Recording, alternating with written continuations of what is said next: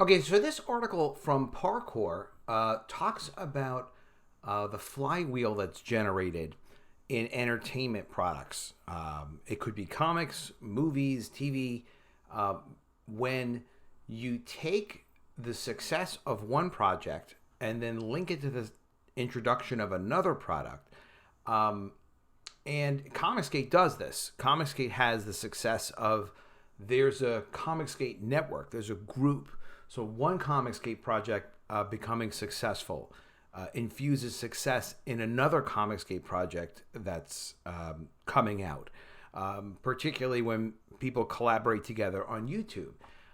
And I find it really helpful to talk about in context with Disney also. This ties in with continuity, it ties in with the Disney brand, with the Marvel brand, and what's becoming the Comicsgate brand. So if you take a look, first of all, this is coming from Parkour, and Parkour is an entertainment blog run by this guy, Andrew Rosen. Andrew Rosen's a former Viacom executive who worked and consulted closely with senior executives across MTV Networks and BET Networks divisions between 2005 2016.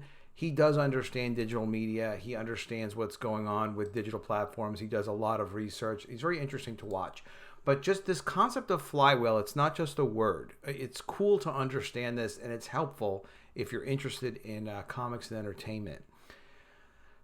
So this is just coming from Wikipedia, obviously, talking about what a flywheel concept is. This is a picture of a flywheel. Now, obviously, this doesn't exist. The flywheel we're talking about in the entertainment industry, in Comicsgate, in comics, doesn't exist in a physical place. It's a conceptual place, but it's a real place. It's a real thing that exists in the network, in the community of fans. So, but the physics are the same as a physical thing, which is why it is important to understand what's working and how is it working. So common uses of a flywheel: smoothing the power output of an energy source. For example, flywheels are used in reciprocating engines because the active torque from the individual pistons is intermittent. What does that mean? Don't ask me to explain it. But watch this. Delivering energy at rates beyond the ability of an energy source. So this is achieved by collecting energy in a flywheel over time and then releasing it quickly at rates that exceed the abilities of the energy source. Controlling the orientation of a mechanical system, a gyroscope, and a reaction wheel. So the idea is this wheel turns, it builds up energy, and then quickly you can release the energy.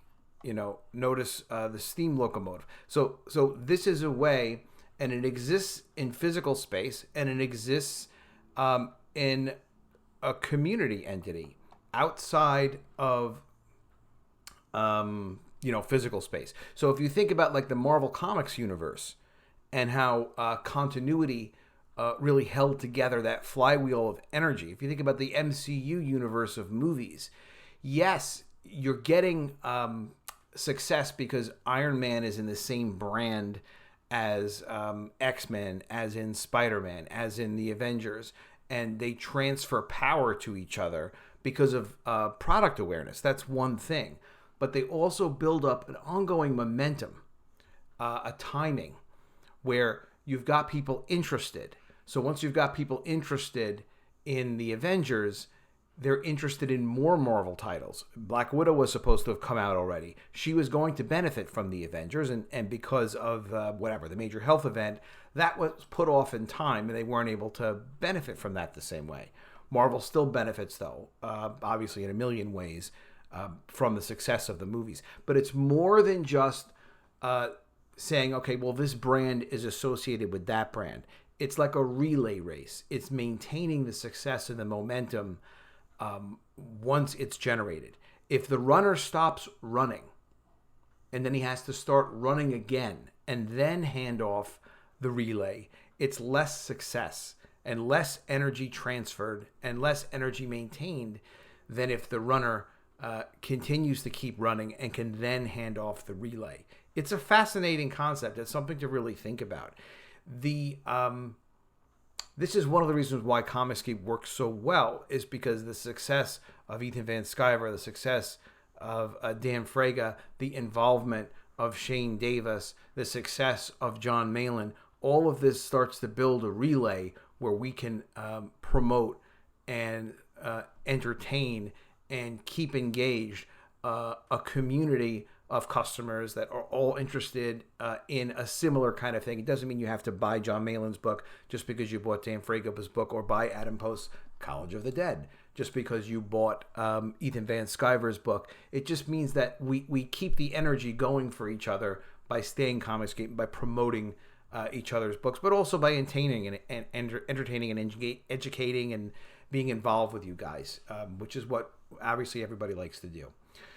So this goes back to the Parkour article about how Disney's flywheel, Disney's energy is affected utilizing Disney Plus. So 5 stories shed light on the future of Disney Plus and its flywheel. The future of MCU storytelling flywheel may be on hold, but the Mandalorian merchandising and Marvel content on Disney Plus will be successes. So these are 5 stories he's citing. I'm going to give you a link to his blog if you want to read more on this. There's so much great analysis tied to this kind of stuff. It's good to think about. It's interesting to think about. Lots of news about Disney Plus over the last 2 days. What makes it all notable is that connecting the dots between the stories, a clearer picture of both the emerging promise and the structural risks of Disney Plus's evolving business model emerges. This is going to get very interesting about Mulan PVOD data. It's premium video on demand sales. Not what I thought it was. But first, Investor Day. In their earnings call with investors, CFO Christine McCarthy promised an upcoming Investor Day in a few months. We're going to give you a full update of the guidance we provided at the original Investor Day when we do the upcoming Investor Day in a few months, so you can expect to hear a fulsome, total, very inclusive review of the guidance and what we're looking for now, because obviously things have gone better than expected, and we're growing into momentum here. And again, momentum, flywheel, continuity of releases, but then also so a regular schedule of releases, regular activity. Human beings do sense momentum and they gravitate towards it, and continuity. We do still not have an announced date for the Investor Day. Okay, so they'll see what happens on Investor Day. That will talk about the future of Disney Plus and the future of Disney. Mulan PVOD data. This is interesting because this is so different than I thought it was. Apparently it wasn't as successful, at least according to their data sources, as I thought it was. I highly recommend reading the Entertainment Strategy Guide's excellent, not the definitive analysis of Mulan experiment, because it's a thorough breakdown of the available data on Disney's Mulan PVOD experiment, which I wrote about here. Yeah, he wrote about that. He predicted earlier this month, odds are the changes in PVOD windowing and health event related delays on production will force Disney to make changes in its release schedule for theatrical and Disney Plus. That will drive higher engagement, meaning higher engagement on Disney Plus, more utilization of the Disney Plus platform. Needless to say, with less than $100 million in revenue to date, the best case projected revenues of $135 million and 1.1 to 1.4 million households estimated to have watched Mulan. By implication, mathematically negligible signups to Disney Plus, we will not be seeing another PVOD experiment within a tentpole event. I had heard through Motley Fool that they may have done as much as $300 million on Mulan. No one really knows. So it'll be interesting when more information comes out. I'm sure Disney will talk about it on their Investor Day or by their next quarterly report in December. We'll just kind of have to see. But what's true is all of Black Widow and all of Phase 4 Disney's MCU movie releases have been delayed to 2021. So it's probably correct that they didn't do as much business as they were hoping they would do with Mulan. At least not yet. Otherwise, why wouldn't they have just released Black Widow that way? It would have been easy for them to do that. They also, though, if Black Widow was released, and for some reason it only did as well as Mulan, it didn't have any breakout numbers, that would be a threat to the entire franchise from Marvel. So that's why they wouldn't just pop out Black Widow and say, let's make some quick money. Mulan was a good opportunity because it was a one-off. There's no real continuity they have to worry about. It doesn't, if it was, quote, a failure or a disappointment, however the public and the investors perceived it, it could incredibly damage Disney. So better for them to not risk it if it wasn't clear that Mulan was a super hit, which apparently wasn't a super hit. Variety reported that Disney has postponed that release of the fall blockbusters such as Marvel's Black Widow, Steven Spielberg's West Side Story, and Kenneth Branagh's Death on the Nile by several months. The results are bad news for the exhibition industry, which is facing fierce headwinds after closing for months due to coronavirus. I said it there. The studio has kept the late November release date of Pixar's Soul, surprising some of the industry who had expected the animated family film to either move to a later perch or get released on Disney+. The movie set off a cascade of distribution shifts that will upend the theatrical landscape for months. Other Marvel releases such as Shang-Chi and The Legend of the Ten Rings and Eternals will debut deeper into 2021. Why would they still release this movie Soul? They probably think it has zero franchise potential, and they're like, all right, fine, we'll throw it in theaters. Because the thing is, they need to figure out, they got to release a movie at some point, right? But they don't want to blow the entire Black Widow and Marvel franchise on a failure in movie theaters. So what the hell is Soul? I don't know. I mean, I've heard of it, I guess, but I don't even know what the heck the story is. So I'm sure it's wonderful because it's coming out of Pixar, but it ain't franchise material. It's not Toy Story 5 or something. So, why not? Just throw it out, see what the heck happens. This means, unlike his fantastically overconfident prediction on Twitter back in August, Black Widow will not be going PVOD. I thought it was going to go PVOD too. I really did. But it ain't. They just can't afford to risk the Marvel franchise on Black Widow not working. So it's got to be delayed until people can go to theaters.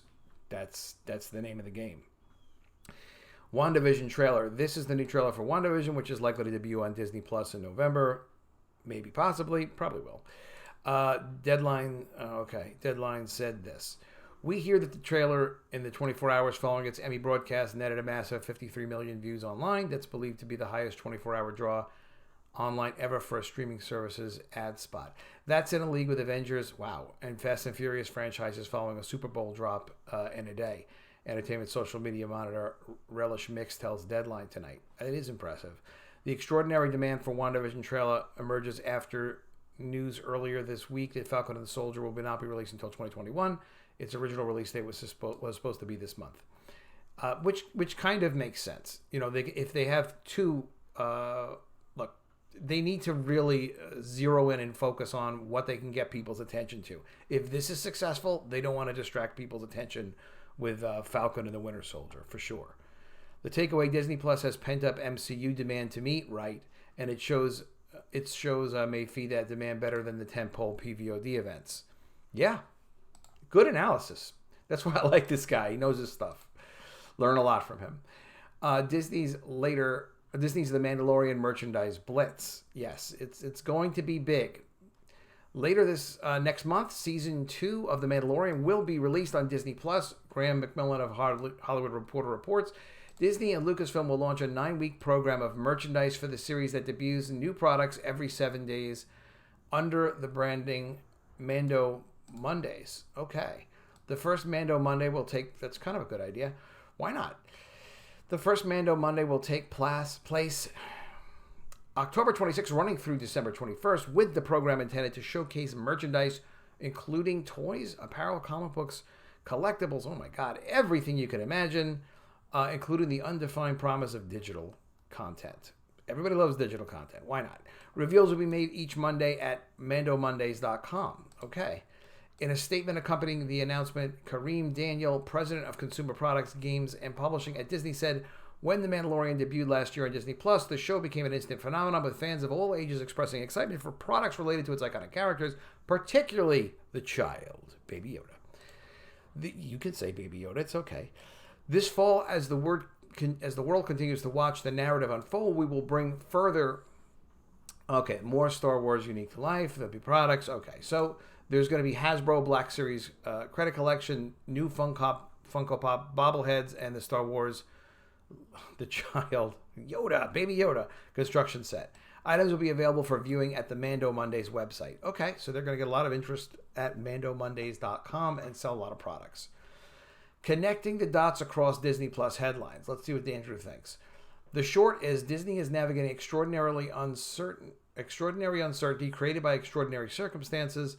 so they have not announced an investor day. There are plenty of good reasons. Christine McCarthy told investors above that things have gone better than expected, and as you know, we're growing into momentum here. There is certainly momentum in these headlines, but connecting the dots across the headlines, there's not a story of momentum across Disney Plus. Disney Plus initiatives with momentum, The Mandalorian and merchandising and Wandavision. I think season 2 of The Mandalorian will be a hit for Disney Plus, but the success of its merchandising efforts will be more significant. Why? Because people forget that season 1 launched without Baby Yoda merchandise because the showrunners did not want to ruin the surprise reveal. Yeah, nobody knew about Baby Yoda. Disney Plus, but everybody seemed to like Baby Yoda, especially women and old Star Wars fans. Disney Plus and merchandise are two key prongs to DTC relationships. That means direct to consumer. And Disney's ability to monetize and produce both is a key advantage Disney has over pure play streamers. It's true. Disney's ability to execute on merchandise and licensing is unmatched. Nobody else can do what they can do. We will watch this advantage play out in real time over Christmas. Imagine how much Star Wars Christmas stuff there will be. I guess a lot. As for WandaVision, it will now be the first post-Avengers Endgame Marvel property to make its mark. That is a big deal, and 53 million views in 24 hours reflects how much pent-up demand there is for the post-Avengers MCU content. So this is part of the Flywheel concept, the idea that there is energy remaining in the Avengers brand. It was supposed to be tapped by Black Widow. It's not going to be. They have to delay Black Widow because it threatens the whole franchise if it fails. But they can release WandaVision and have people all focused on WandaVision with the stored up energy. Flywheel. With the stored up energy, and then maintain more energy in the Avengers Marvel Flywheel brand by releasing WandaVision. The only question will be where it fits in the post Kevin Mayer Flywheel, Disney Flywheel WandaVision. Kevin Mayer used to be the guy responsible for Disney Plus. He did an amazing job launching it. He went to TikTok and then resigned with all the Trump administration's dispute over TikTok's activities in the U.S. So then Kevin Mayer ran away, and we haven't seen him since. He'll come back and do something, I'm sure. WandaVision was scheduled to come out after both Black Widow and Falcon and the Winter Soldier. It now comes before both. That's true. How will that change the moving pieces, carefully intricate web of stories Kevin Feige has been overseeing, and in turn, will that impact production schedules and costs? Who knows? It looks like WandaVision is not a heavily continuity-oriented thing, and we know Black Widow takes place a lot in the past, so it probably is not an issue. They got lucky on that one. Disney Plus initiatives with no momentum. PVOD, Falcon and the Winter Soldier, Black Widow, Phase 4, and the MCU. Looking back on CFO Christine McCarthy's comments to the Bank of America Virtual Media Communication and Entertainment Comments, it's clear that PVOD is a tactic and not the future of theatrical distribution. We chose to release it this way because the release date is some people who are following just what was going on with the theaters not opening and just shift. And we had moved the release date several times. We believe that movie, given that there's so little new content out, that movie was done and we wanted to get it out in the public domain. Yeah, because Mulan, what are you going to wait for? And so we chose to do it this way because we believed that it was the best way to get most people for them to enjoy it. See, this is a major issue. If Black Widow didn't succeed, why does it threaten the whole flywheel? Why does it threaten the whole energy and release opportunities for MCU movies? Because when people decide to see something, yeah, they're supporting it. But when people don't decide to see it, when they turn their back on it and they're like, nah, we're not that interested, they're much less likely to come back for the next release that's tied to that flywheel. So a lot of energy gets released.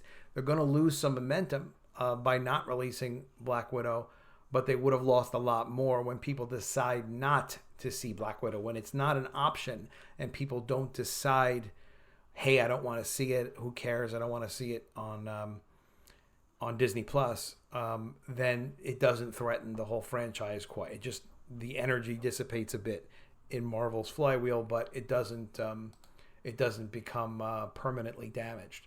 That's at least the theory. over a certain amount of time, things could change. They'll have to see what happens with people going to theaters again. Now, if they already had a Disney Plus subscription, they could just purchase the movie, or if they wanted it, they would have to sign up for a subscription, but that was an additional benefit, I would say, not the primary driver. We thought that we could drive most of the revenue for us doing it this way, and we did have what we believe was they're very pleased with the results over the Labor Day 4-day weekend for Mulan. But we're learning a lot through this, and it's the first time we've ever done one of these. Once again, we're taking the opportunity to do things we've never done before, and we're taking the opportunity to see if there's better ways of doing things that we've previously done. But once again, it's not something that you shouldn't read anything into what we did with Mulan, meaning they're not transitioning new releases to PVOD, so they're backed away from that to Disney Plus.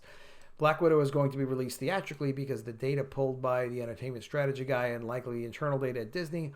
You'll have a link for the entertainment strategy guy as well. This stuff is fascinating if you want to deep dive into this. And likely internal data at Disney all suggests that PVOD is no substitute for theatrical revenues. It looks like it's not.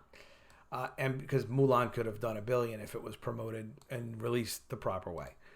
And because PVOD is no substitute for theatrical revenue, Black Widow seems positioned to launch Marvel Phase 4, and Falcon and Winter Soldier also being delayed in 2021. It seems like a Phase 4 of the MCU will not launch without these movies and shows first being released.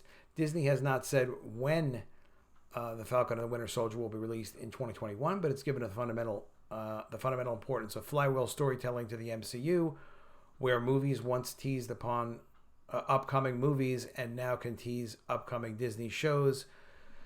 A reasonable to expect it will be released after Black Widow. Yeah, so Falcon and the Winter Soldier are expected to be released after Black Widow. That does make sense, unless Black Widow is delayed forever. In sum, the future MCU storytelling flywheel on Disney Plus and in theaters may be on hold, but they will have some nice wins in the merchandising with Marvel and Star Wars content for Disney Plus's business model in the meantime. Yep. So they'll have that working for them, but they haven't really cracked movies on Disney Plus just yet. Maybe when their platform is larger, they can think about that, but it would have to be probably at least 3 times the size. The biggest problem is you can't have people look at an MCU movie and say, nah, we don't want to watch that one, and then give up interest in all of MCU. That's the thing they're most concerned about, and they're going to protect it. They're not going to let that happen. Let me know what you think about this flywheel concept. Had you ever thought about it that way? Let me know in the comments below. Make sure you subscribe to the channel. Click the bell for notifications. It's a huge help to me. And you can support my work at collegeofthedead.com. Get a copy of College of the Dead Graduation Day, where college costs you an arm and a leg. It's a full-color ongoing series. It's 48 pages. You can get the first one, which is the prequel comic, and you can get the current one. And we have a new one coming out called College of the Dead Spring Break. Check it out at collegeofthedead.com. Also, you sign up to get a copy in the future of The Mermaid. It's an ongoing full-color series. It's based on like Game of Thrones with mermaids. It's really cool. I think you'll like it. And you can sign up to be on the email list at epicmermaids.com. We'll let you know when it's getting released. It will be released in October 2020. And I will see you again soon with another video. And if I don't see you, I will miss you.